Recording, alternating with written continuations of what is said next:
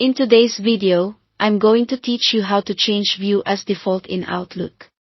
If your Outlook layout has gotten cluttered or you've tried out different settings and want to get back to the standard look, resetting the view is the quickest way to return a folder to its default.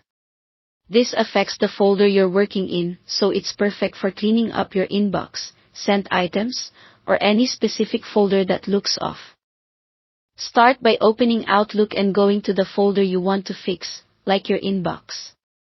Make sure that folder is actually selected in the left pane so Outlook knows where to apply the change. Now look to the top of the window for the ribbon. Click the View tab. This is where Outlook keeps all the tools that control how your messages are displayed, including options like Change View, View Settings, and Reading Pane. If you don't see the View tab or the ribbon at all, expand the ribbon by clicking the little arrow at the far right or pressing Ctrl F1 to toggle it. With the View tab open, find the section labeled Current View. In that group, click Reset View. In some versions of Outlook, it may say Reset Current View, but it does the same thing. This command puts everything in that folder back to the default layout. Your column order, sorting, grouping, and the position of the reading pane all return to the standard Outlook setup. If your messages were grouped strangely or your columns disappeared, this instantly clears that up. When you click Reset View, Outlook will ask you to confirm.